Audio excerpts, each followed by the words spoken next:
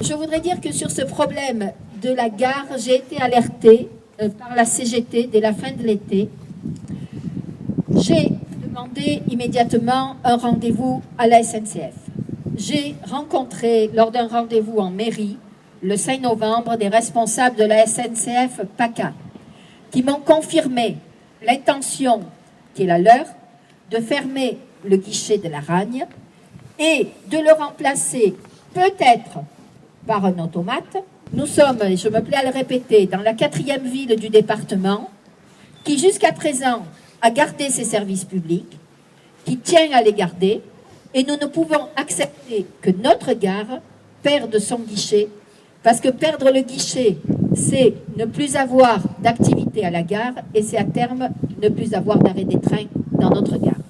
Je tiens à vraiment remercier le personnel de la gare de la Ragne, qui est polyvalent, qui est à la fois sur la circulation des trains, sur la vente des billets, qui assure avec toujours beaucoup de compétences, de gentillesse et l'esprit de service, la mission de service public qui lui est confiée. Je voudrais qu'on les remercie et qu'on les applaudisse.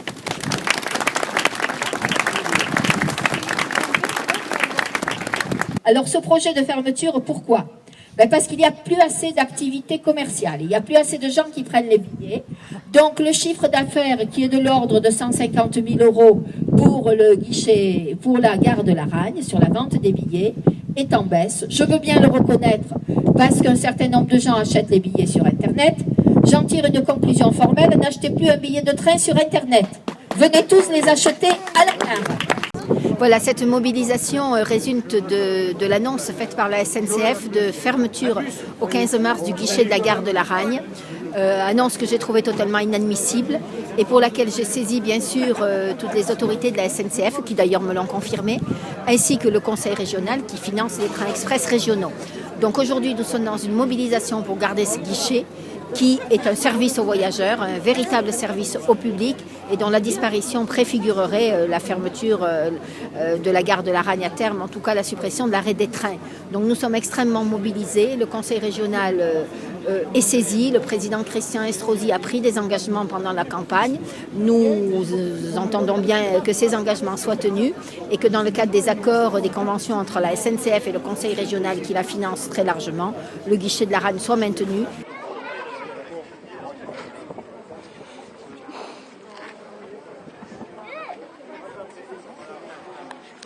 Si on commence par fermer la gare de la Ragne, qui est encore la 4e ville du département des Hautes-Alpes, eh bien, ça va être un isolement territorial et donc je pense que ce n'est pas du tout bénéfique. Il faut aller au contraire dans la conservation des services publics. Il ne faut pas regarder la rentabilité, bien au contraire.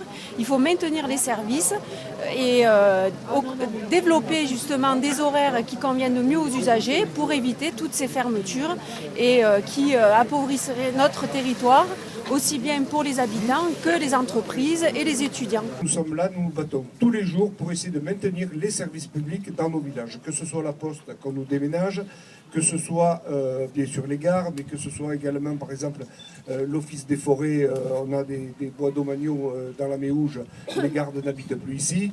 Tous les services publics sont déménagés, les problèmes qu'on a avec la gendarmerie, on maintient la gendarmerie. Il faut quand même savoir qu'il n'y a pas de gendarme entre Laragne et Montbrun, c'est-à-dire 70 km,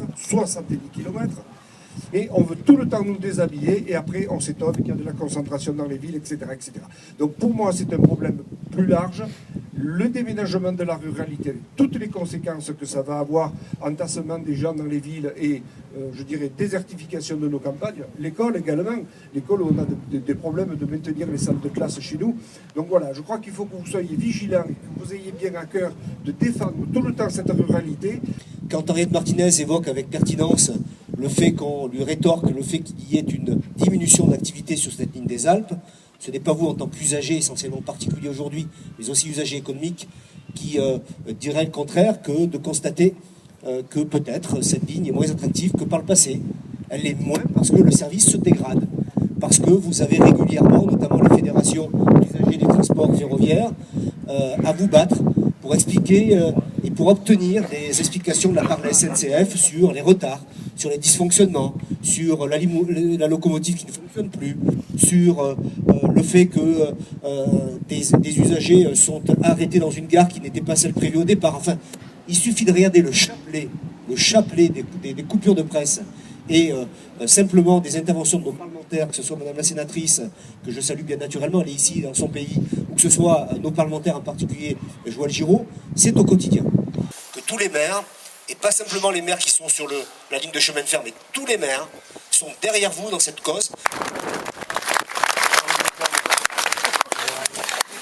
Je suis venue défendre le guichet de la gare de la Ragne, donc, qui est menacé de fermeture et qui répond à une demande non seulement des Laragnais, mais de tout le bassin de vie et qui est vraiment que l'on doit absolument maintenir. Juste pour donner quelques petites précisions, effectivement, la Ragne, ce n'est qu'un début. On a parlé aussi de la gare d'Aspre sur Buèche.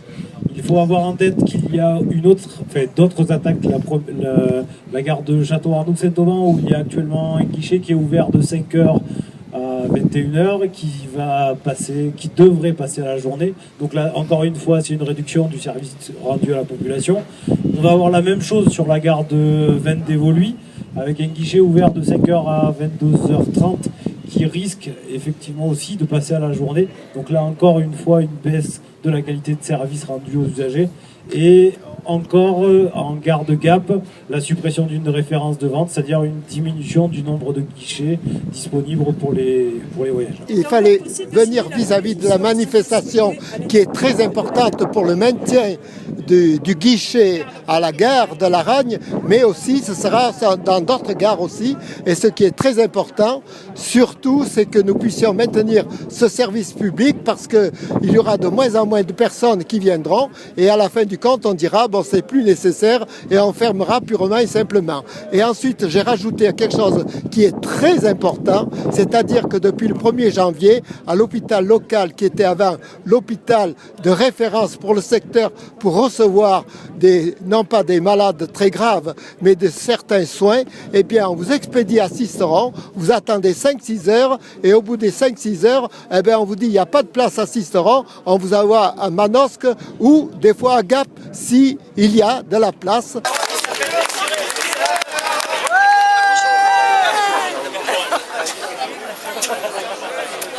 On le prend au saut du train. Non, tu ne veux pas la mise. Tu n'es pas assez mignonne. Alors, nous avons tous parlé. On n'attendait que toi pour conclure. Vous êtes bien rapide ici. Ah ben attends, ici on est rapide, tu as vu comme il fait froid. Donc... Mais j'ai tenu à venir en train aussi pour bien montrer la solidarité avec une entreprise dont on aimerait qu'elle fonctionne mieux et dont on aimerait qu'elle respecte un peu mieux les territoires. Donc je suis venu ici vous dire tout mon soutien et tout le soutien qu'on pourra apporter vis-à-vis notamment du ministère des Transports et du ministère de l'Écologie et des Transports, c'est-à-dire Ségolène Royal, pour qu'on arrête une politique qui, en plus, est totalement insidieuse, où la SNCF décide à la place des élus, sans concertation avec les élus, puisqu'il n'y a eu aucune concertation avec les élus régionaux sur ce sujet, d'ouvrir ou de fermer des guichets, ce qui, dans des territoires comme les nôtres, est inadmissible. Donc aujourd'hui, sachez que nous serons tous, au-delà des opinions politiques, au-delà de qui nous sommes sur l'échiquier politique, nous serons tous solidaires pour faire en sorte que ce qui arrive à la Ragne comme projet funeste ne se produise pas, parce que ne nous faisons aucune illusion. Si aujourd'hui ça se produit ici, demain ça sera ailleurs, et c'est toute la ligne des Alpes qui va se retrouver dans une situation où on ne pourra plus parler qu'à des distributeurs automatiques qui seront incapables de vous faire le moindre renseignement. Et quand vous aurez le moindre problème, parce que nous sommes sur une ligne où il y a quand même des désornements, où il y a des difficultés de circulation, personne ne pourra avoir la moindre information ni être mis en sécurité dans un bâtiment voyageur chauffé et sécurisé par la présence d'agents. Il faut qu'on soit tous solidaires sur cette ligne. De Marseille, Aix-en-Provence jusqu'à Briançon, jusqu'à Valence et jusqu'à Grenoble. Il y va de l'avenir de notre territoire et vous pouvez compter sur moi pour être à vos côtés. Merci Joël. Je pense que notamment le nord du département, et c'est le sens de ma venue, doit être solidaire avec le sud, et en particulier c'est dans cette histoire de la gare de la Ragne. Ce n'est pas parce que la gare de la Ragne a moins de voyageurs que des gares comme Mont-Dauphin, Briançon ou l'Argentière ou Embrun, qu'il ne faut pas que nous soyons solidaires, parce que si un jour on ferme les guichets de la gare de la Ragne, petit à petit tout va être automatisé sur toute la ligne et nous allons tous avoir payer les pots cassés. Donc il faut toujours être solidaire, parce que sans ça, ce qui arrive aux autres, demain ça vous arrive à vous. C'est le sens de ma venue ici à la Ragne.